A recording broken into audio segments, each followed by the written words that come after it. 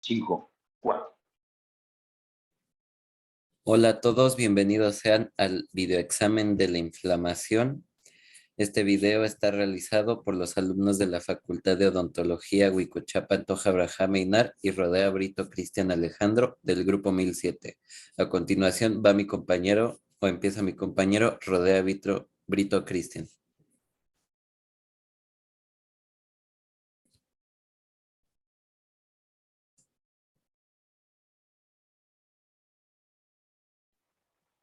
Bueno, primeramente, para empezar con lo que es el tema de inflamación, pues tenemos que conocer pues su definición, ¿no? Pues realmente la inflamación es una respuesta protectora de los tejidos de nuestro organismo, ante lo que puede ser una irritación o lesión, y pues se caracteriza por sus 5 signos cardinales, que pues en este caso serían el enrojecimiento o rubor, el calor, la tumefacción o tumor, el dolor y pues todos estos síntomas acompañados de impotencia funcional. Este es un proceso que pues suele estar mediado por histamina, quininas y otras sustancias.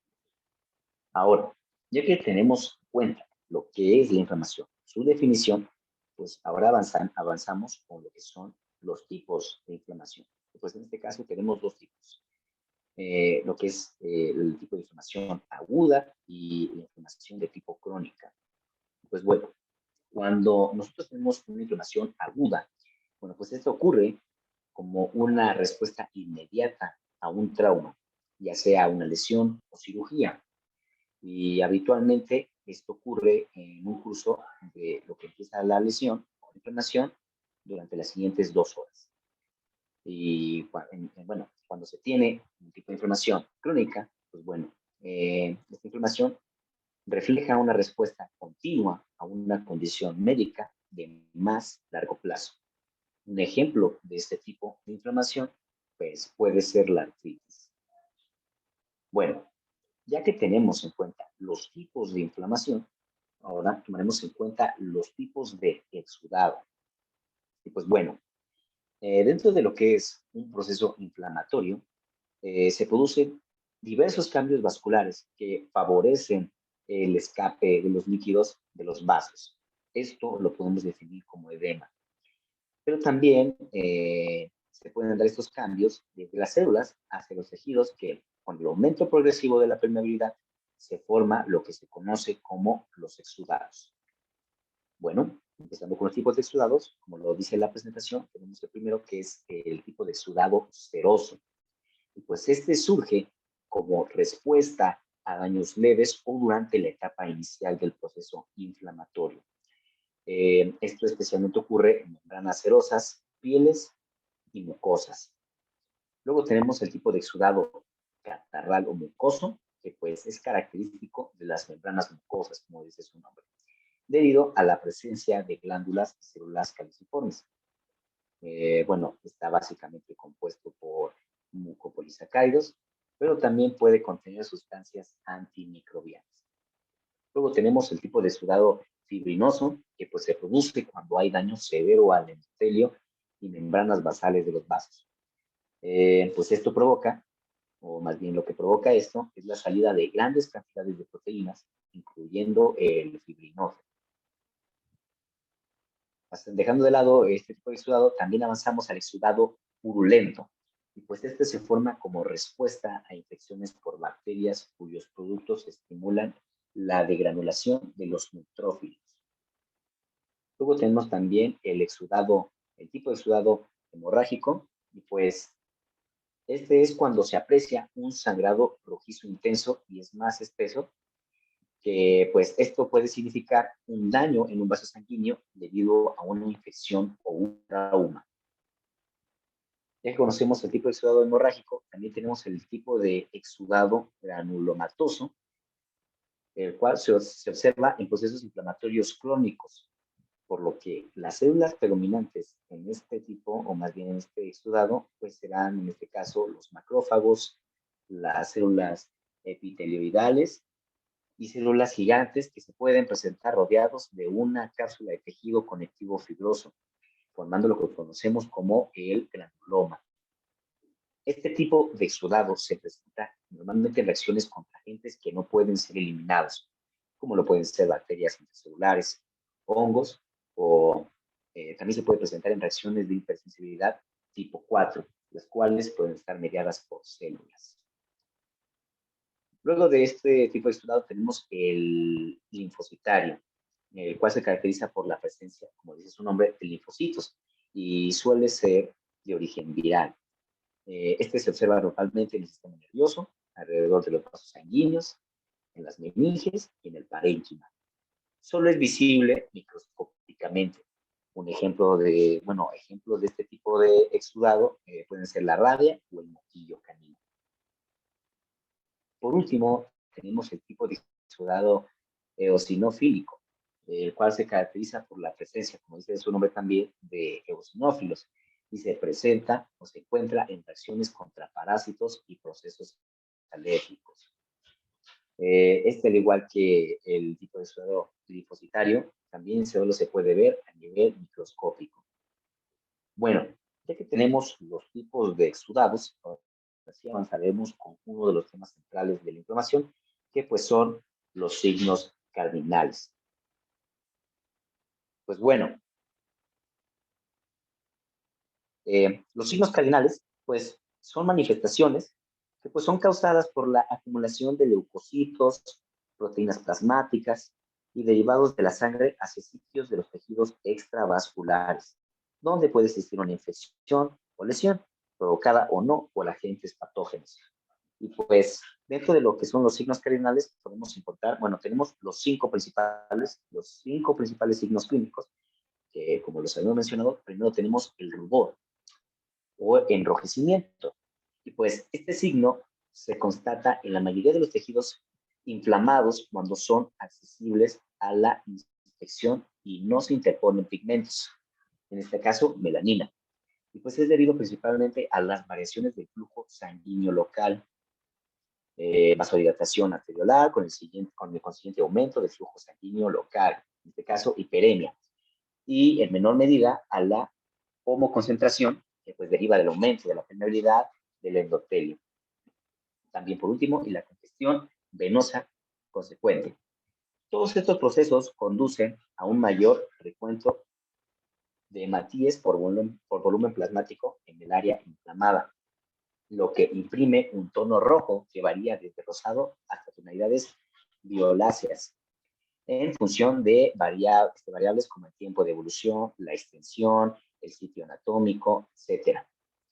Dentro de lo que es la génesis de la dilatación arteriolar están implicados pues mediadores químicos producidos por el endotelio vascular y elementos celulares del tejido, como los mastocitos. Dentro de dichos mediadores se encuentran también las prostaglandinas, especialmente la PGI-12, derivada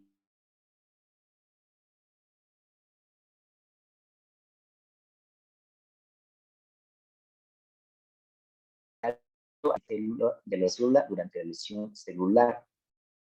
Otra fuente importante de óxido nítrico, pues la constituyen los macrófagos y leucocitos, que pues son inducidos a producir este gas en respuesta a determinadas citocinas como el TNF. Y pues la histamina, que es considerada el mediador principal en la historia inmediata de la inflamación. Esta se a H1 del microliso arteriolar y del endotelio vascular, producto de la permeabilidad. Ya que tenemos en cuenta este primer signo, también avanzamos a lo que es el segundo, el cual es el tumor. Y pues este se define así al aumento del principal factor lo constituye el aumento de la permeabilidad vascular y la formación consecuente de un exudado compuesto por proteínas de elevado peso muscular, células del sistema inmune y restos celulares del propio organismo y del germen agresor en caso de existir. Este, por supuesto, también tiene mediadores responsables del aumento de la permeabilidad endotelial, los cuales pues ya los tratamos con el signo cardinal del rubor, pues estos se relacionan con los factores quimiotácticos. Estos podrían ser el factor C5A del sistema del complemento, el leucotrieno,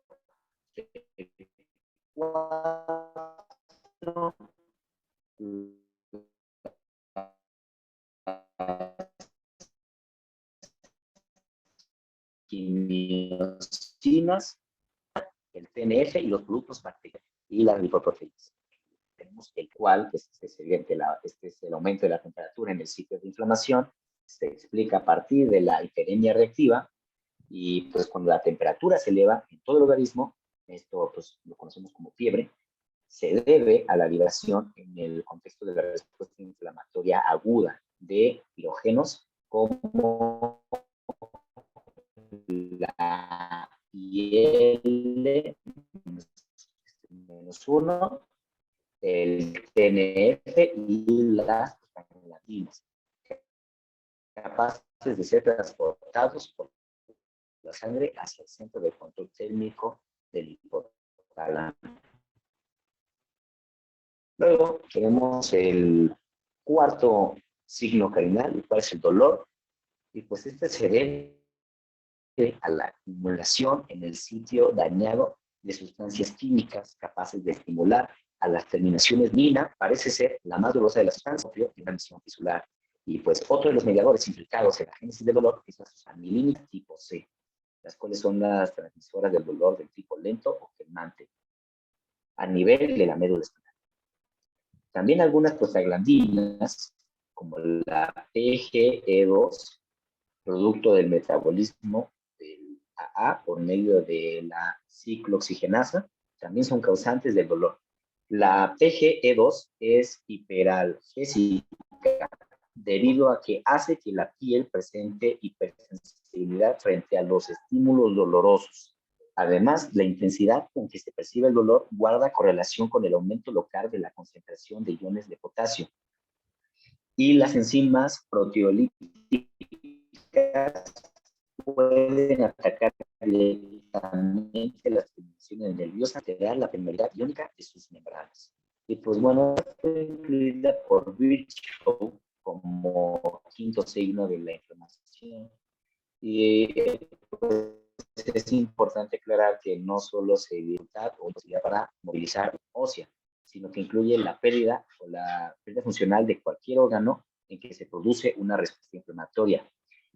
Por lo tanto, no es el dolor y la reacción primaria del organismo a él quien explica en toda su amplitud este signo inflamatorio, pues puede aparecer impotencia funcional durante la respuesta inflamatoria sin constatarse este otro signo. La destrucción tisular se erige como la principal causante de la impotencia funcional referida por Virchow como parte de la respuesta inflamatoria. Si bien el dolor puede causar. Dentro de los mediadores químicos que producen tal daño tisular se encuentran las enzimas lisosomales del neutrófilo y macrófago.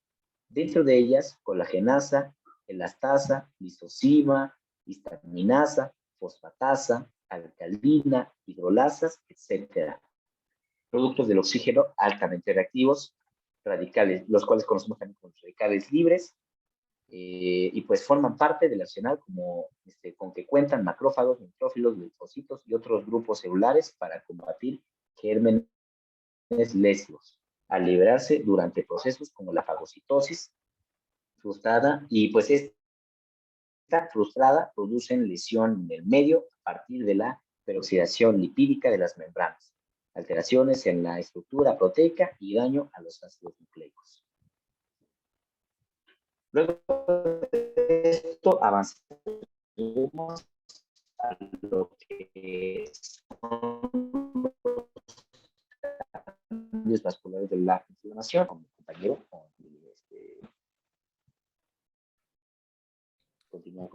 Muchas gracias, Cristian. Ahora continúo yo, Abraham Einar, y tenemos a la formación de aberturas entre las células endoteliales de las vénulas, y es un mecanismo activado por la histamina, bradicinina, leucotrieno, sustancia P y otros tipos de mediadores químicos. Esta forma de filtración solo afecta a las vénulas y este proceso puede estar mediado por mecanismos intracelulares agonistas donde está implicada la fosforilación de proteínas contráctiles de los endoteliocitos, que se conoce como respuesta inmediata. La bradicinina es liberada por la activación del sistema de las cininas. Este sistema genera péptidos vasoactivos a partir de proteínas plasmáticas denominadas cininógenos y mediante proteasas específicas denominadas calcicreínas. Uno de estos péptidos vasoactivos es la bradicinina, potente inductor del aumento de la permeabilidad vascular, así como del dolor.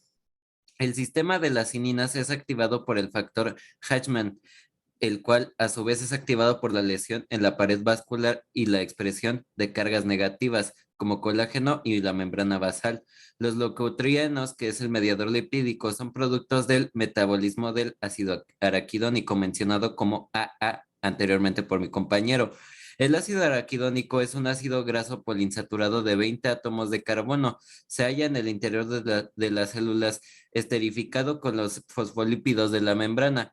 Ante estímulos mecánicos y químicos, también como físicos, se activan los fosfolipasas celulares, las que liberan al ácido araquidónico de su unión con la membrana. Los metabolismos del ácido araquidónico, que son icosanoides, son sintetizados mediante dos clases de enzimas, las ciclooxigenasas y las lipooxigenasas. La prostaglandina G2 es el principal metabolito de la vía de ciclooxigenasa en los mastocitos. Está junto con las prostaglandinas E, PGE2 y F2 alfa, junto con la PGF2 alfa. Las que tienen una distribución más amplia dan lugar a la vasodilatación y potencian la formación del edema. En el caso de la sustancia P, hay que decir que desempeña un importante papel en el inicio de la respuesta inflamatoria. Constituye un neuropéptido que es abundante en fibras nerviosas del pulmón y del sistema gastrointestinal. También es un potente mediador del incremento de la permeabilidad vascular y además se involucra en la transmisión de señales dolorosas, regulación de la tensión arterial y estimulación de la secreción por parte de las células inmunitarias y endocrinas.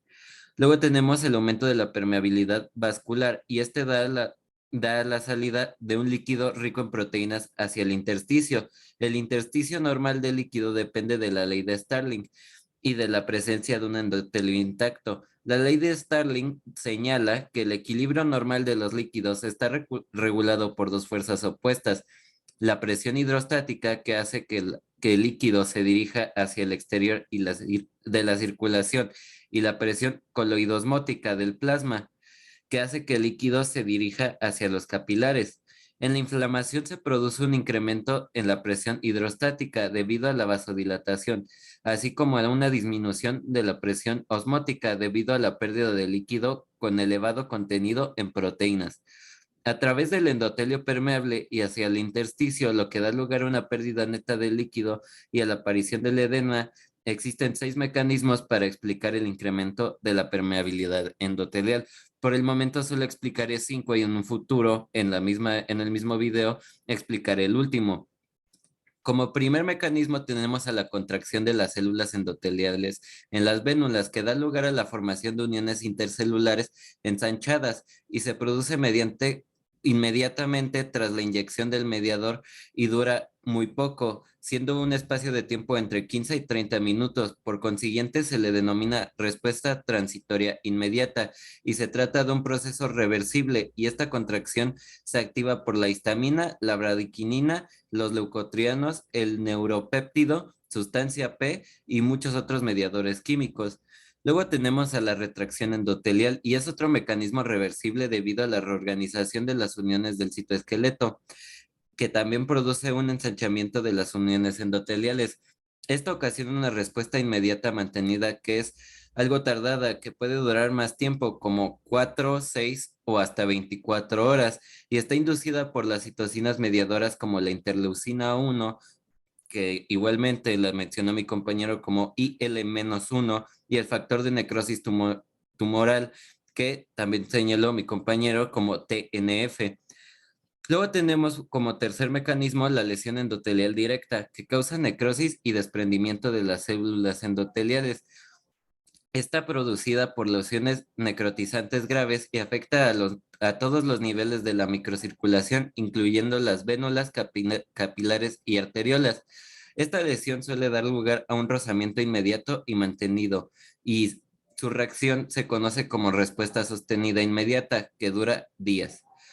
Como cuarto mecanismo tenemos al incremento de la transitosis, que es el transporte de macromoléculas desde un espacio extracelular a otro a través del citoplasma de una célula por medio de una vesícula endocítica a través del citoplasma endotelial. El aumento del transporte de líquidos y proteínas puede realizarse a través de canales que corresponden a vesículas no revestidas y vacuolas interconectadas que se llaman orgánulos vesículo-vacuolares, muchos de los cuales se localizan cerca de las uniones intercelulares, y algunos factores como el VEGF pertenecen fomentar la fuga vascular, en parte porque aumentan el número e incluso el tamaño de estos canales. Y como quinto mecanismo tenemos la filtración o derrama a través de los capilares en regeneración durante la fase de curación en la herida. Ahora pasaremos con la quimiotaxis y activación leucocitaria. Esta última mencionada es el sexto mecanismo. Primero tenemos a la quimiotaxis, que es la migración de los leucocitos a los sitios de infección o lesión a lo largo de un gradiente químico. Los leucocitos adheridos emigran a través de las uniones interendoteliales, atraviesan la membrana basal y se dirigen hacia la zona donde actúa el agente lesivo, siguiendo un gradiente químico de agentes quimiotácticos. La quimiotaxis supone la fijación de agentes quimiotácticos a receptores específicos situados sobre los leucocitos y la producción de segundos mensajeros.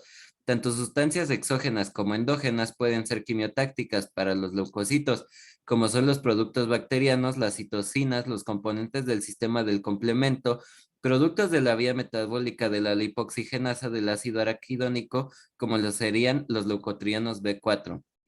Ahora tenemos a lo que sería el sexto mecanismo, que sería la activación leucocitaria, y los microbios productos de células necróticas, complejos antígeno, anticuerpo y citocinas, incluyendo los factores quimiotácticos, inducen varias respuestas en los leucocitos que son parte de las funciones de defensa de los mismos, como son los neutrófilos, monocitos o también llamados macrófagos, y están comprendidos en la denominación de activación del leucocito. Esta activación es el resultado de varias vías de señales que se desencadenan en los leucocitos, dando lugar a un aumento intracelular de calcio y la activación de enzimas, tales como la proteinicinasa C y la fosfolipasa A2. Las respuestas funcionales inducidas por la activación del leucocito incluyen las siguientes, que es la producción de metabolitos del ácido araquidónico, de los fosfolípidos, como resultado de la activación de la fosfolipasa A2 por el aumento del calcio intracelular y otras señales. Otro sería la desgranulación y secreción de enzimas lisosomales y activación del estallido oxidativo. Otro sería la secreción de citocinas que amplifican y regulan las reacciones inflamatorias. Los macrófagos activados son la principal fuente de citocinas implicadas en la inflamación. Y por último, tenemos a la modulación de moléculas de adhesión al leucocito, las cuales diferentes citocinas producen un aumento de la expresión endotelial de moléculas de adhesión y un aumento de la avidez de las integrinas del leucocito, permitiendo la adhesión firme de los neutrófilos activados al endotelio. Luego tenemos que los leucocitos expresan varios receptores de superficie implicados en su activación, en los cuales destacan los receptores tipo TOL, los receptores de proteína G transmembrana, los receptores para citoquinas, los receptores y por último los receptores para opsoninas. En la mayor parte de las formas de la inflamación aguda predominan los neutrófilos en el infiltrado inflamatorio en un espacio de tiempo de 6 a 24 horas y se sustituyen por los monocitos, que sería en un tiempo o en un periodo de tiempo de 24 a 48 horas. Y la aparición de temprana de los neutrófilos se debe a que son más abundantes en la sangre, responden con más rapidez a las quimiosinas y se ligan de forma más firme a las moléculas de adherencia. Los neutrófilos sufren apoptosis y desaparecen en un periodo de 24 a 48 horas. Los monocitos no solo sobreviven más tiempo, sino que proliferan dentro de los tejidos y se convierten de este modo en la población dominante de las inflamaciones crónicas. Luego tenemos a la fagocitosis y esta evoluciona a través de 3 pasos. El primero sería el reconocimiento y fijación de la partícula que va a ser ingerida por el leucocito, ya que muchos de estos microorganismos aparecen recubiertos por factores específicos denominados opsoninas que incrementan la eficacia de la fagocitosis debido a que son reconocidos por receptores situados en los leucocitos. Estas opsoninas son el fragmento C3b del complemento y la fracción constante de las inmunoglobulinas. En la segunda parte sería el englobamiento de la partícula fagocitada por los pseudópodos del leucocito, con formación posterior de una vacuola fagocitaria o fagosoma. Luego las vacuolas se fusionan con los lisosomas, formando así el fagolisosoma. Y por último y tercero, tenemos a la destrucción y degradación de las bacterias, ya que la fagocitosis estimula un incremento del consumo de oxígeno con productos de metabolitos reactivos del oxígeno. Esta destrucción también se puede producir por vías independientes del oxígeno, aumentando la permeabilidad de la membrana. Y la degradación se producirá por enzimas lisosomales. La eficacia de la fagocitosis aumenta mucho cuando los microbios se opsonizan con unas proteínas específicas llamadas opsoninas, para las cuales se expresan receptores de alta afinidad en los fagocitos. Las principales opsoninas son anticuerpos inmunoglobulinas, el producto de degradación del complemento C3b y algunas lectinas plasmáticas, sobre todo la lectina ligadora de manosa, todas las cuales se reconocen por receptores específicos de los leucocitos.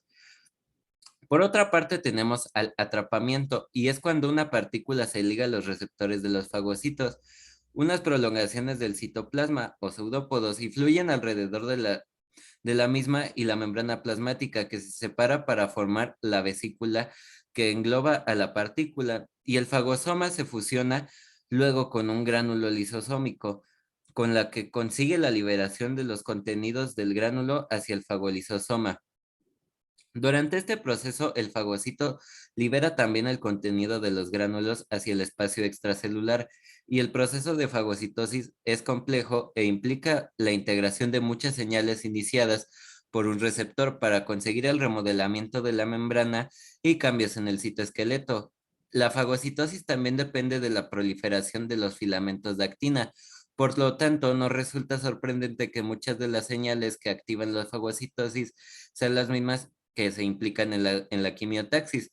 Por el contrario, la pinocitosis en medio líquido y la endocitosis mediada por el receptor de partículas pequeñas implica la internalización en vesículas y hendiduras revestidas por clatrina y no dependen del citoesqueleto de actina.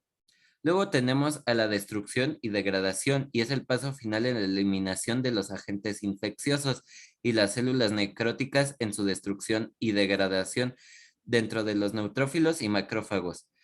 Es más eficiente tras la activación de los fagocitos, y la destrucción de los microbios se consigue sobre todo a las especies reactivas de oxígeno, ERO, llamadas también intermedios reactivos de oxígeno, y las especies reactivas de nitrógeno, que derivan principalmente del óxido nítrico.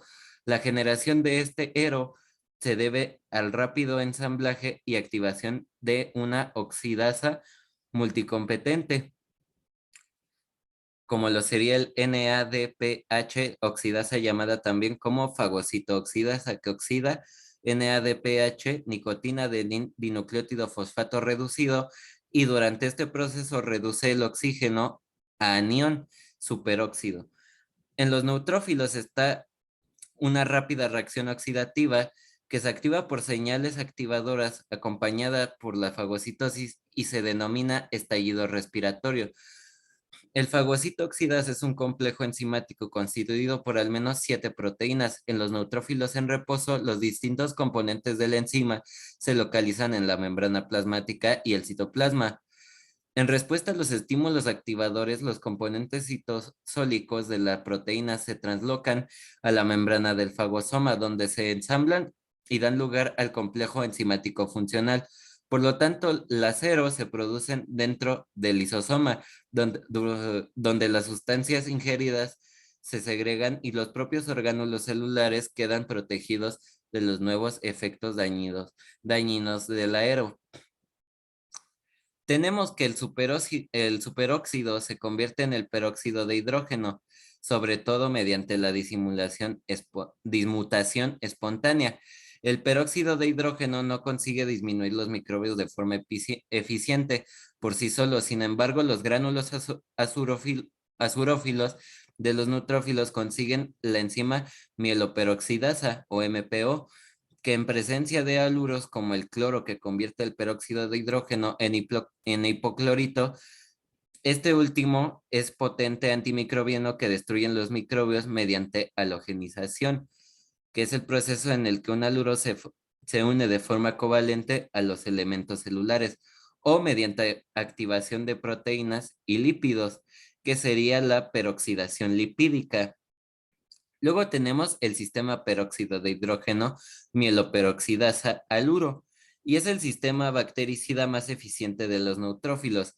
El peróxido de hidrógeno se convierte también en este radical hidroxilo, otro potente agente destructivo. El óxido nítrico producido a partir de la arginina por producción del óxido nítrico sintasa participa también en la destrucción de los microbios.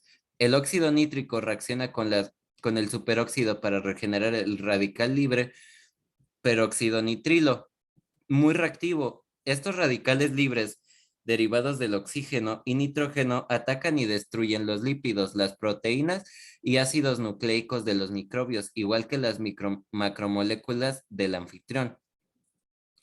Las especies reactivas de oxígeno y nitrógeno comparten algunas reacciones, como se demuestra al observar que los ratones defectuosos que carecen de la fagocitoxidasa o de la óxido nítrico sintasa inducible, solo muestran una leve susceptibilidad a las infecciones, mientras que los ratones que carecen ambas fallecen con rapidez por las infecciones diseminadas causadas por bacterias comensales habitualmente no lesivas. Ahora tenemos que los elementos que intervienen en la inflamación son componentes microvasculares y componentes celulares. Si comparamos la inflamación crónica con la aguda, encontramos como primera diferencia la evolución en el tiempo. La aguda se resuelve más o menos en una semana, mientras que la crónica permanece durante más tiempo. Otra diferencia es el tipo de célula que participa en cada una, como lo serían las prostaglandinas en la inflamación aguda y los leucocitos polimorfonucleares, como lo serían los neutrófilos, basófilos y eosinófilos, entre otros, mientras que la crónica son los monomorfonucleares, monocitos y linfocitos. El destino final del proceso inflamatorio en ambos tipos es la curación por regeneración de tejidos, volviéndose de nuevo funcionales, como lo serían las células lábiles, o por proliferación de fibroblastos con depósito de colágeno, es decir, una cicatrización propia de tejidos y células no lábiles. En la inflamación es una reacción compleja ante agentes lesivos, tales como microbios y células dañadas, habitualmente necróticas, que consta de respuestas vasculares, migración y activación de leucocitos y reacciones sistemáticas. La característica única del proceso inflamatorio es la reacción de vasos sanguíneos, que da lugar a la acumulación de líquido y leucocitos en los tejidos extravasculares. La respuesta inflamatoria está estrechamente entrelazada con el proceso de reparación, y la inflamación sirve para destruir, diluir o denudar al agente agresor, y pone en acción una serie de acontecimientos que tratan de curar y reconstruir el tejido dañado. La inflamación es una respuesta protectora cuyo objetivo es librar al organismo de la causa inicial de agresión celular y sin consecuencias de la agresión. Sin inflamación, las infecciones quedarían incontroladas y las heridas nunca curarían. Sin embargo, la inflamación y su recuperación pueden ser potencialmente dañinas. La respuesta inflamatoria consta de dos componentes principales: una reacción vascular y otra celular. En ambos participan muchos tejidos y células, incluyendo el líquido y proteínas del plasma. Células circundantes, como lo serían los neutrófilos, monocitos, eosinófilos, linfocitos, basófilos y las plaquetas. Y también tenemos a los vasos sanguíneos y elementos celulares y extracelulares del tejido conectivo, como los mastocitos, fibroblastos, macrófagos y linfocitos. La MS consta de proteínas fibrosas estructurales como el colágeno y la elastina, glucoproteínas adherentes como la fibronectina, la minina, colágeno no fibrilar, tenasina y otras, y proteoglucanos. La formación basal de un componente especializado de la MEC que consta de glucoproteínas adherentes y proteoglucanos. La inflamación aguda tiene un comienzo rápido, de segundos o inclusive minutos, y dura relativamente poco, ya sean minutos, horas o inclusive días. Tiene una exudación de líquido y proteínas plasmáticas y migración de leucocitos, fundamentalmente neutrófilos, y la inflamación crónica es de duración más larga y se asocia a la presencia de linfocitos y macrófagos, proliferación de vasos, fibrosis y necrosis tisular. Esto es de la última.